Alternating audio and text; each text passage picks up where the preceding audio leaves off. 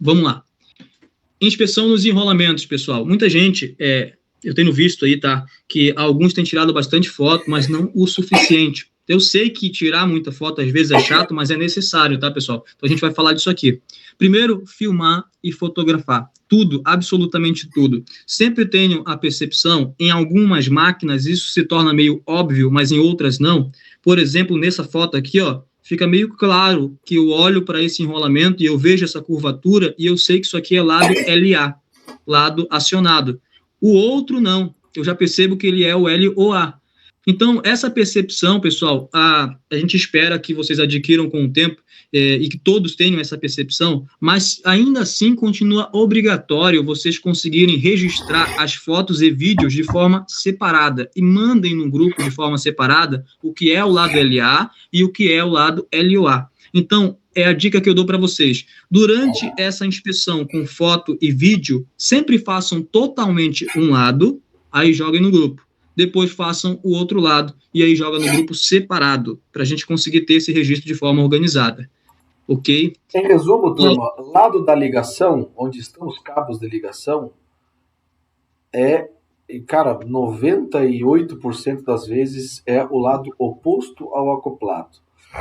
O lado que não tem a ligação, ou seja, que não tem essa saída de cabos, que é a bunda da bobina, lá o olho da bobina, é o lado acoplado. Tá? Isso é meio que um padrão aí. Então, só se atentar nesse detalhe aí. É isso mesmo. Então, os outros 2% é porque tem outros modelos, mas basta ficar atento a isso aí que vocês não vão errar na hora do registro, tá? E atualmente nós temos também, né, Marcelo, nós temos o uso do timestamp câmera, né, pessoal? Quem não está utilizando, é obrigatório utilizar o timestamp câmera para registrar ali qual que é a máquina que vocês estão trabalhando, o cliente, a unidade, e durante as inspeções facilitar, né, para estar escrito na foto se é o lado LA ou se é o lado LOA. Tudo isso tem sido criado para facilitar a interpretação. Cara, para organização, na verdade, sabe? Porque aí, como faz um monte de máquina, bicho, o que acontece? Se você usa o recurso, é fácil de organizar as informações depois, as fotos, você sabe de que máquina que é e tal. Assim, tem mais um processo, tá, pessoal, que vai estar sendo lançado, assim dizendo, estamos na finaleira, já era para ter acontecido, na verdade está atrasado o projeto, que é o que? O relatório técnico. Nós vamos, a partir do momento em que for lançada a plataforma, a gente vai utilizar uma plataforma online, na verdade online não é bem online, mas enfim, para lançamento das informações. Então, durante o processo, quando vocês forem executar uma peritagem, por exemplo, cada usuário é um aplicativo, tá? Vocês vão receber o acesso desse aplicativo. Quem estiver alocado para... Vou colocar um exemplo aqui, vamos lá. Raizen Araraquara. Quem tiver alocado para esse atendimento vai receber lá, pelo aplicativo, acesso às máquinas que vão ser executadas e o escopo a ser seguido. Você entra dentro da máquina que está selecionada lá, tudo via aplicativo, ele está testando, enfim, tablets e tudo mais para facilitar isso aí. Chegou no momento do atendimento, a hora que tu abre o equipamento, você vai ter o checklist completo do que tu vai ter que fazer. A inspeção visual, aí vai estar a rota lá já. Eu preciso de inspeção visual, foto tal, foto tal, foto tal. Você vai, tira a foto, armazena, tal. Segue o rito que está ali pré-colocado no aplicativo. Medições elétricas, já preenche tudo na hora. Isolação, resistência ôhmica, imagens de mapeamento de corona, tu vai poder selecionar onde que está localizado esse corona. Uma vez finalizado esse checklist, durante o processo de atendimento, o relatório vai estar pronto. Onde? Na nuvem. E vai ser avaliado com inteligência artificial. Tá? Então, e aquela máquina vai ter uma versão 0 criada. Isso a partir do momento em que a gente tiver a plataforma funcionando. Vai se gerar um QR Code, enfim, depois a gente pode colar esse QR Code na máquina. No próximo ano que tu volta lá, você lê o QR Code, ou o usuário que quiser ver daquela máquina específica, o cara vai ler o QR Code, já vai abrir todo o relatório, vai abrir o ano anterior, vai estar todas as informações lá colocadas. E você vai criar um novo e assim sucessivamente. Então, essa questão de relatório, uma vez o processo funcionando e a plataforma está em teste, nós estamos testando ela aqui, é um desenvolvimento interno, então é da Ecovis, e essa plataforma ela está sendo customizada, ou seja, vai ser de acordo com cada tipo de equipamento que a gente vai inspecionar. Seguindo esse rito, ela é extremamente autodidática, é só seguir o processo que vai estar pré-colocado para vocês, alimentando ela dessa forma, chegou no final da máquina especificamente, tu não precisa de internet, tá? Tô na usina lá que não tem internet. Ele armazena no cachê do tablet, do celular, enfim, que a gente está decidindo o que nós vamos fazer. Chegou no hotel, conectou, automaticamente ele vai para a nuvem e fica armazenado lá. Então o cliente vai ter acesso a isso, nós vamos ter acesso e vocês vão ter acesso. Então, finalizado isso, o relatório técnico vai estar pronto. Então, seguindo esse processo, não vamos ter mais essa dificuldade, assim dizendo, de vou chegar, sentar agora, fazer o relatório. Não, vai ser, a inspeção vai acontecer e o relatório vai sendo gerado em tempo integral. Aqui eu tenho um comentário, máquina está muito suja, máquina está com contaminação, já faz ali, pai bola, está resolvido. Então, isso é um processo que está sendo feito, tá? Muito em breve vocês vão ter acesso, aí, obviamente vai ter um treinamento específico para a utilização da plataforma também. Mas a ideia aqui, pessoal, é a gente padronizar o processo tudo e facilitar, tá, o andamento do trabalho para que a gente chegue no final do dia, no final daquela inspeção daquela máquina, o relatório já esteja disponível tanto para nós como para o cliente. Beleza? Mas enfim, então a questão maior, e aí entra essa questão do timestamp e tudo mais, para que isso, cara? É única e exclusivamente para organização de informações. Então, facilita para vocês, facilita... Cara, nós se livramos de algumas garantias aí, tá? Sendo bem sincero com vocês. O pessoal, não, ficou desse jeito. Cara, que cliente... Tem cliente que é muito honesto e tem cliente que é sem vergonha. Então, a gente sai de lá, o cara começa a mexer no equipamento, abre, solta, válvula, enfim, ajusta, mexe daqui, mexe de lá. A gente não sabe o que o cara faz com a máquina quando nós não estamos lá. Então, já tivemos pelo menos 2 casos esse ano, de que o pessoal nos aciona, não, isso aqui tá assim. Cara, mas aí tu vai, olha lá, manda pro cara, não, ó, no dia tal, hora tal, o pessoal mandou a foto, tá aqui. Não, nós não deixamos dessa forma. Então, alguém interviu nessa máquina depois de nós. E aí o cliente vai atrás, depois veio uma outra empresa que fez um ensaio. Então, meu amigo, beleza, o cara fez ensaio, nós deixamos desse jeito. Procura agora quem mexeu depois. Então, isso para vocês é bom, para nós é bom e para o cliente final, no final das contas, também é bom. Então, a questão do timestamp é para organização de informação e para a gente conseguir se proteger um pouco em relação a essas intervenções aí, beleza? Pode seguir aí, Edi. Show. É isso aí. Então, a importância de ter essa organização para registrar fotos e vídeos.